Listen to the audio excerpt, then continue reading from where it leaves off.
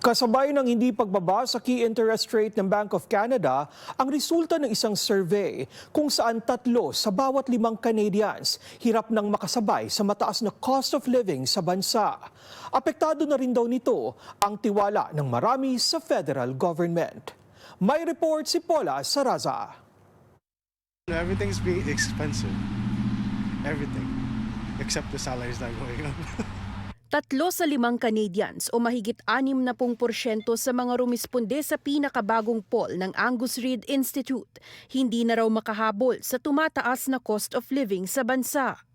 Apektado naman yata lahat, lalo na nga sa katulad namin na mga worker, talagang mahirap. Mahal na yung bilihin talaga, tapos ang hirap mag-budget. Yung mga sarili nating pangangailangan, ang lahat-lahat ay tumaas.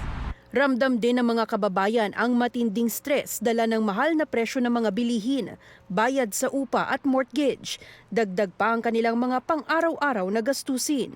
Bawas po talaga ng pagkain, ganyan. So, kung makuha ko po yung pera ko, nilalaan ko na sa bills, and then the rest, parang ina-adjust ko na lang din po. You need extra job para ma-sustain nyo yung walang luho.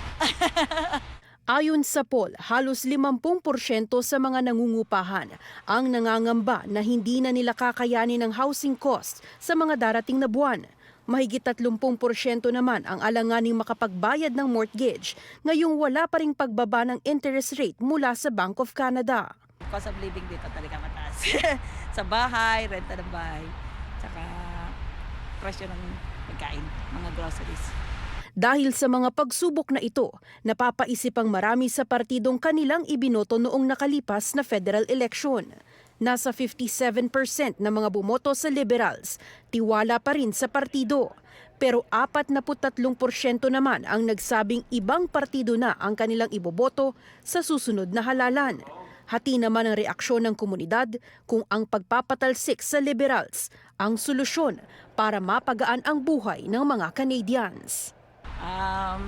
Siguro, pero kahit saan ka naman kahit sa Pilipinas, kahit sa ibang bansa, di ba? Lahat pare-parehas. So, siguro, kasama din yun. Okay naman ako, kaya lang kailangan ng kooperatiba kay Trudeau para umasenso. I don't wanna make a comment on that. Wala pa akong makakomment dyan.